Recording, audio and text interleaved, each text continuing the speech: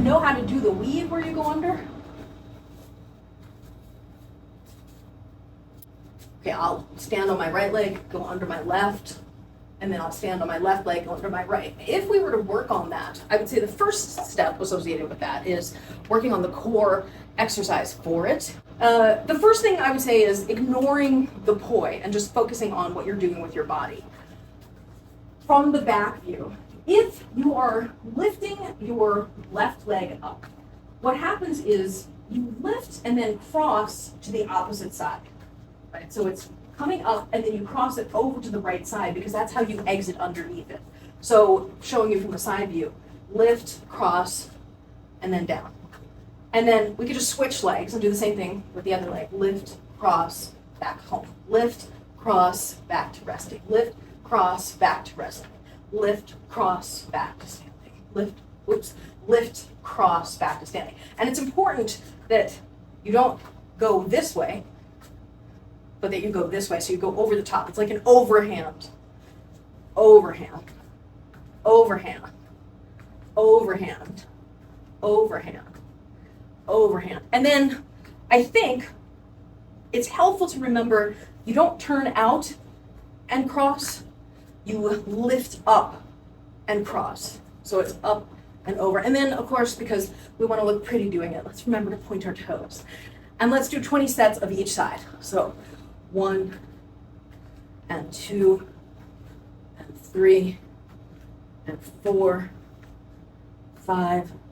I guess I'll count to 46 because I counted each one. 7, 8, 9, 10, 11, 12, 13, 14, 15, 16, 17, 18, 19, 20, 1, 2, 3, 4, 5, 6, 7, 8, 9, 10, 11, 12, 13, 14, 15, 16, 17,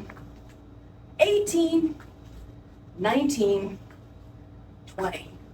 Let's review the left poi under the right leg. You're doing a side to side crossover. And then as it's getting to the right side, you lift the leg and then open and cross to the left. I'll show you this way now. You lift and cross. Lift, cross.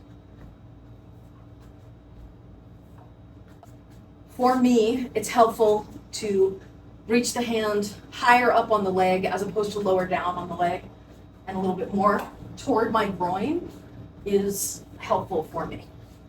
Yeah, feel the heat. It's generally a good rule with under the leg, where you're trying to feel the heat of your groin on your hand. So let's do it where we go 1, 2, 3, under, 1, 2, 3, under, 1, 2, 3, under, 1, 2, 3, under, 1, 2, 3, under, 1, 2, 3, under, 1, 2, 3, under, 1, 2, 3, under, 1, 2, 3, under, 1, 2, 3, under, 1, 2, 3, under. I think that was 10. Let's do the other side. Let's make sure that we can do this one under the leg. Yeah, that's definitely my stronger one. Okay. 1, 2, 3, and under. 1, 2, 3, and under. 1, 2, 3, under. 1, 2, 3, under. 1, 2, 3, under. 1, 2, 3, under. 1, 2, 3, under, 1, 2, 3, under, 1, 2, 3, under, 1, 2, 3, under, 1, 2, 3, under. And I think that was 10 on that side. This is actually useful. If you wrap up the poi for the hand, and you imagine you're doing a weave where you go over, under, home, over, under, home, over, under, home, over, under, home, over, under, home, and then you just add the other poi in, and you just do the one side repeatedly, and not the other side. This can help you get it. 4 and 5.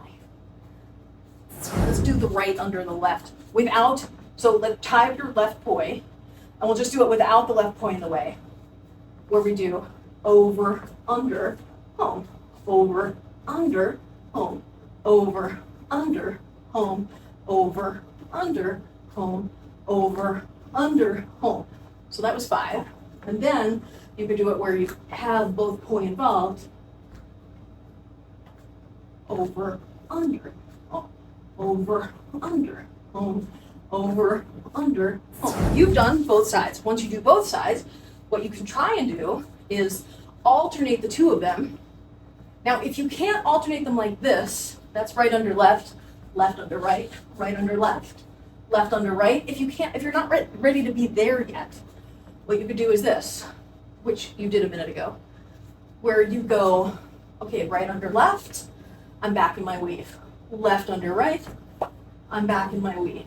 When I'm ready, right under left, I'm back in my weave.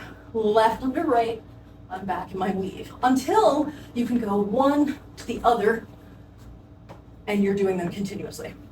If you do it where your poi are making a very tight path like this the whole time through, it's much harder to go one to the other.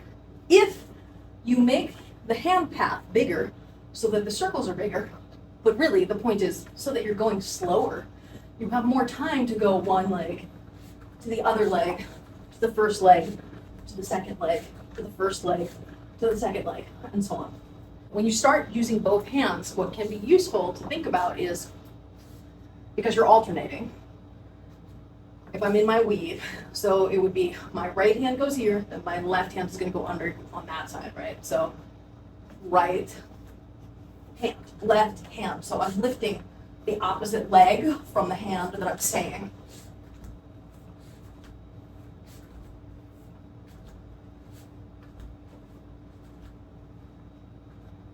I also, for me, your mileage may vary, I feel like if I move forward as I'm executing it, it looks less like I'm like a hunchback trying to reach under my crotch, you know?